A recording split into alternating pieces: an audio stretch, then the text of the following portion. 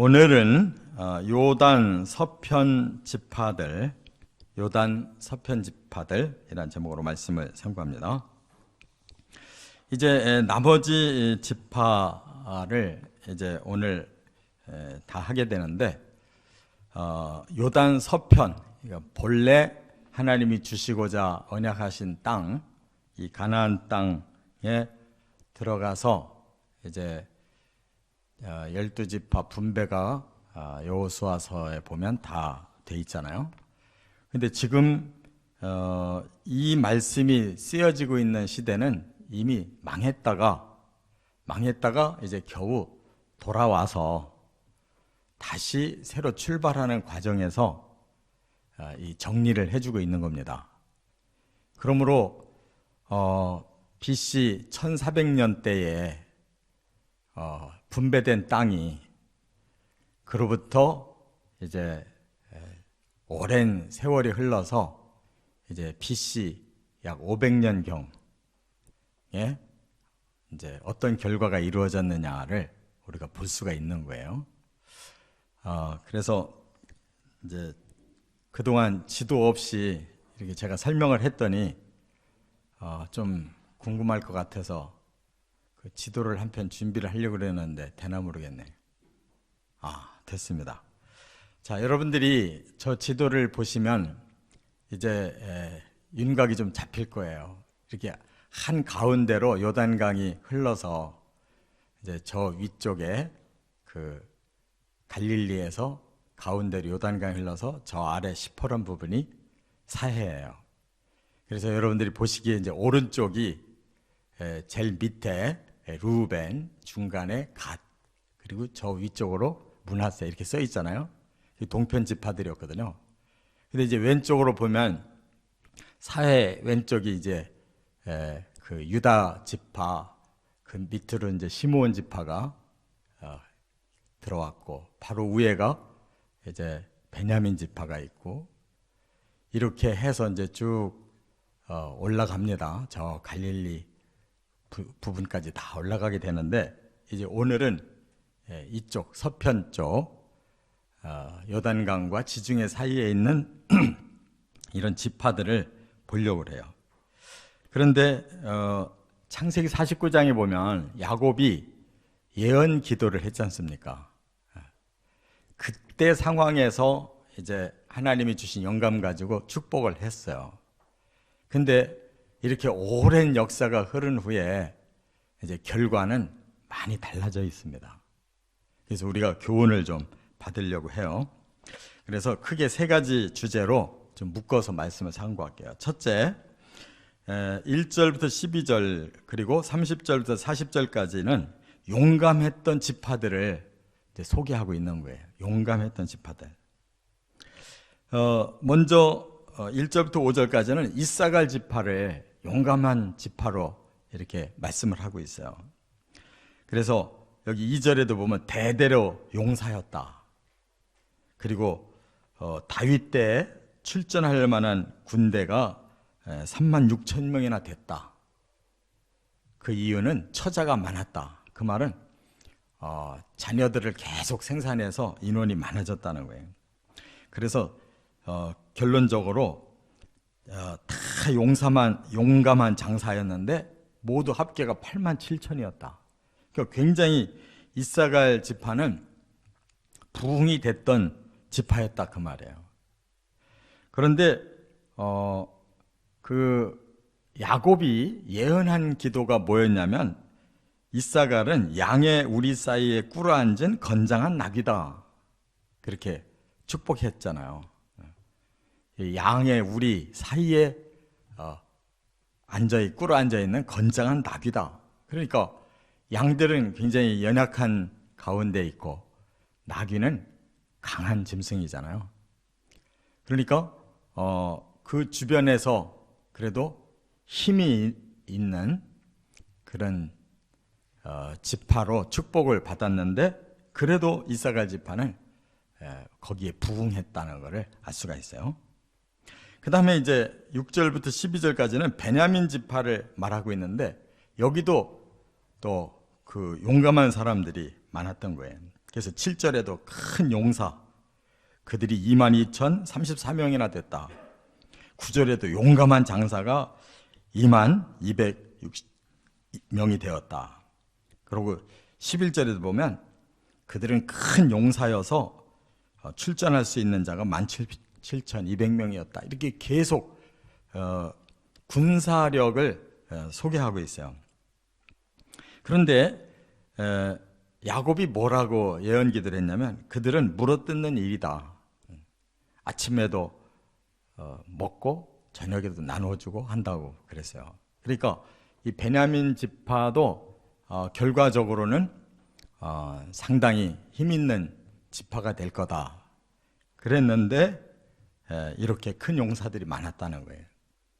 그래서 베냐민 지파에서 결국 사울이 나왔지 않습니까? 초대 왕이 됐잖아요. 그리고 이제 그 복음의 선교 역사에서도 사울 같은 걸출한 인물이 나와서 세계 복음화의 가장 선두주자가 됐잖아요.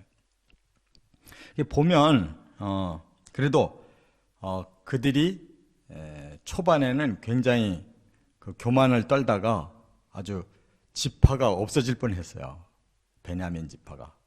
그랬어도 이제 후반에는 정통한 유다 지파에 붙어가지고 정통한 유다 나라를 이룬, 그래서 하나님께 쓰임받은 지파가 됐어요. 그 다음에 이제 30절부터 40절까지 보면 아셀 지파가 나와요. 아셀 지파. 이 아셀 지파는 또 정선된 용감한 장사, 또 출전할 만한 자 26,000명 있었다. 여기도 이제 상당히 잘 했다는 것을 말씀하고 있는데, 야곱이 뭐라고 예언했냐면 아셀에서 기름진 것이 나서 왕의 수라상을 차릴 거다 그랬어요.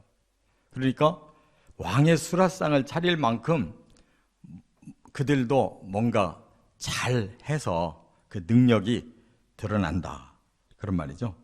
이들이 그 해변 쪽으로, 그 지중해 해변 쪽으로 이렇게 차지하게 되는 것을 볼 수가 있어요. 그래서 결과적으로 그 다 부흥이 됐던 그런 지파들입니다. 그 축복을 받은 대로 열심히 하면 그 복이 이렇게 그들에게 누려지는 거예요. 깨달으시기 바랍니다. 그 복을 받았는데 또 그걸 못 누리는 자들이 있어요. 그들이 거기에 부응해서 살지를 못하면 소용없는 거예요. 아무리 축복을 해도. 그래서 바로 그들이 이제 두 번째 유명무실한 지파가 여기 13절에 나와요. 여기 한 지파만 나와요. 납달리라고 하는, 지파라는 자손이라는 말들도 안 쓰고 여기는 그냥 납달리의 아들들은 하고 그냥 세 사람 이름만 소개하고 끝나요.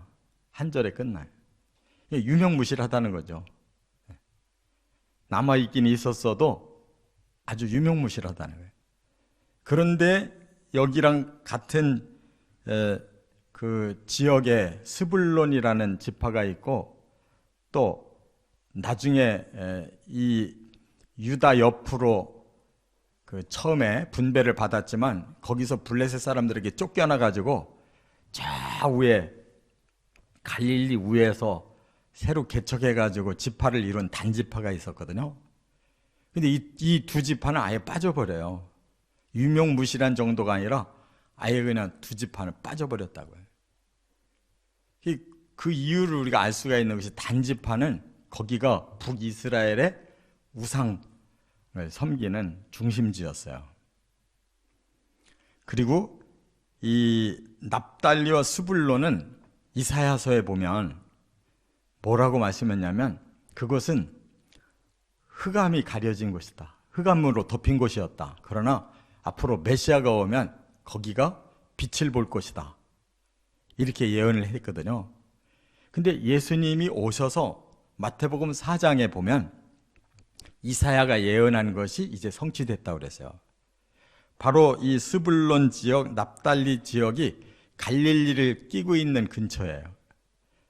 그래서 가장 낙후하고 가장 형편없어진 그곳으로 누가 오셨어요? 메시아 예수가 오셔서 거기서 사역을 시작해서 거기서부터 복음이 빛나요. 그러니까 하나님은 의도적으로 바로 예수님을 갈릴리 출신의 또 갈릴리 지역을 복음화시키는 데서부터 출발시키신 거예요. 그게 바로 그리스도의 사역이었어요. 대신 죽어줘야 되고 가장 사탄의 흑암의 역사가 강한 곳, 실패한 곳, 그곳에서 메시아가 그들을 구원하고 그들에게 생명의 빛을 주는 사역을 시작하신 것이 의도적이에요. 그래서 구약 시대에는 이렇게 유명무실하고 아예 지파 이름도 소개하지도 못할 정도로 실패한 자들이었는데 신약에서 그리스도는 거기서부터 출발한다는 거예요. 하나님의 은혜에 감사하시길 바랍니다. 그리고 이들의 책임이 자신들에게 있다는 거예요. 왜? 납달리는 너희들은 해변에 거하면서 나중에 시돈까지 진출할 거다 그랬는데 이 해변이라는 건 갈릴리 해변을 말하는 거거든요. 너희들이 갈릴리 해변에서 자리를 잡아가지고 나중에 지중해까지 나갈 거다 그랬어요. 그런데 이들은 이렇게 유명무실해졌다니까요. 그거를 누가 대신하셨냐면 예수 그리스도가 대신하셨어요. 그래서 예수님이 여기서 복음을 전하기 시작해서 막판에 시돈 두로까지 가서 복음 전하시고 예루살렘으로 오셔서 십자가 지신 거예요. 복음을 그렇게 일부러 증거하셨어요. 그리고 그 스불론이 그랬고 바로 납달리 지파는 너희는 암쌌습니다. 아름다운 소리를 바라는도다. 이렇게 야곱이 예언했는데 이들은 그런 복을 암사슴의 그 아름다운 복을 받았는데도 하나도 역할 못해가지고 있으나마나한 지파가 돼버렸던 거거든요. 그러니까 이들은 스스로 부끄러움을 알아야 돼요. 단지파도 마찬가지로 너희들은 그의 백성을 심판할 자들이다 이렇게 축복을 했었어요. 그런데도 그들은 오히려 제일 먼저 심판당한 자들이에요. 우상섬겨 가지고. 그러니까 우리가 어떻게 해야만 될 것인가를 우리의 책임을 알아야 되고, 그러나 하나님은 가장 이렇게 약한 자들을 다시 선택해서 거기서 생명의 복음을 시작해 주신 은혜를 깨닫기를 바랍니다. 세 번째, 요셉 자손 지파들을 14절부터 이제 29절까지 소개하고 있어요. 요셉 자손은 지파가 둘로 나눠져요.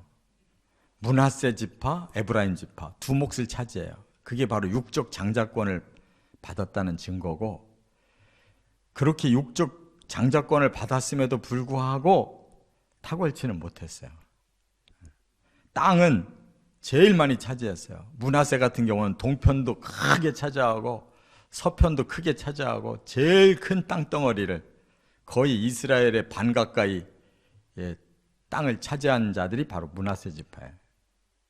그리고 에브라임 지파는 바로 예루살렘 가까이에 유다 지파의 거의 그 사이에 베냐민이 살짝 붙어 있고 바로 위에 부분이었으니까 그들이 제일 노른자 땅을 중앙을 차지해 가지고 강력한 힘을 발휘했어요. 그런데 중요한 건 뭐냐? 정말 하나님이 기뻐하는 일을 한 게 아니에요. 이 요셉의 자손들. 요셉 때문에 복을 많이 받았는데 그 복이 다 허사가 됐어요. 그래서 여기 소개할 것이 별로 없는 거예요. 예를 들어 14절부터 19절까지 므낫세 지파는 누구를 소개하고 있냐면 슬라보앗이라는 사람의 딸들을 소개하고 있어요. 그들이 뭐가 유명했냐면 슬로보앗이 딸만 낳았어요. 그런데 죽었단 말이에요.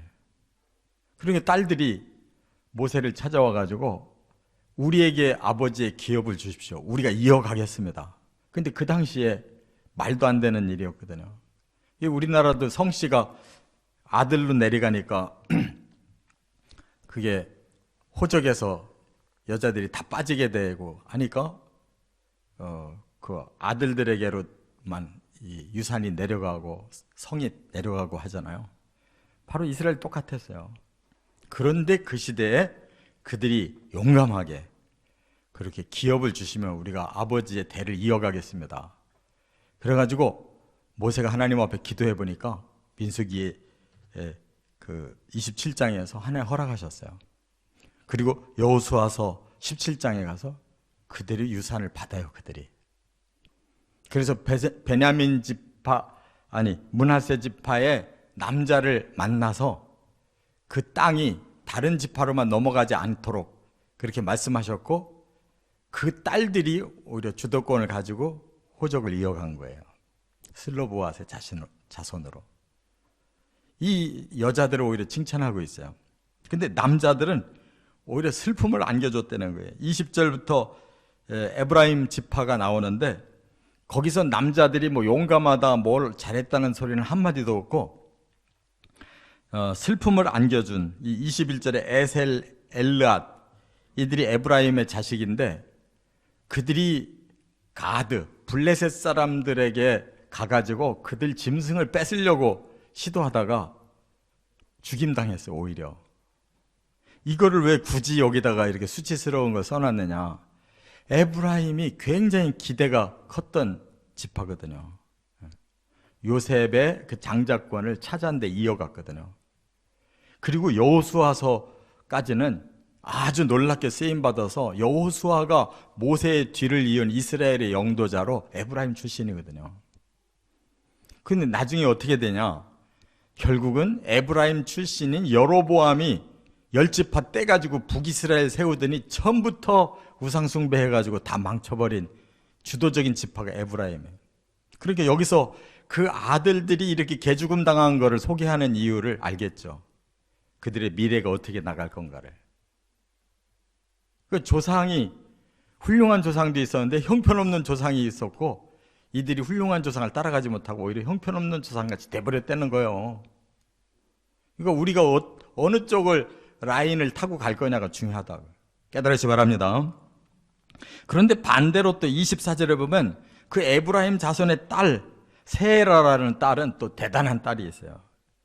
그래서 아렛, 윗성, 베토론과 우센 세나를 건설했다 그랬어요. 오히려 딸이 더 훌륭해. 이와 같이 마지막 29절에 보면 요셉의 자손이 이 여러 곳에 거하였더라. 결국 하나님은 약속을 지켜주셨어요. 그래서 야곱의 예언대로 축복해가지고 땅도 제일 많은 땅을, 영향력도 에브라임 제일 중요한 지파를 이렇게 다 줄 거 주셨는데, 그들이 제대로 그걸 활용하고 순종하지를 않아서 이렇게 망조들은 주동자들이 돼버린 거예요. 그러니까 우리가 이 많은 지파들을 상고하면서 하나님의 시각이 어떤가를 알 수가 있죠. 그러니까 하나님이 축복하신 만큼 열심을 내는 자들은 그 축복을 받았다는 거예요. 그러니까 반대로 사는 자들은 그 축복 다 잃어버렸다는 거예요. 꼭 깨달으시고 하나님의 진리를 따라서 감으로 승리하시기를 주의 이름으로 축원합니다.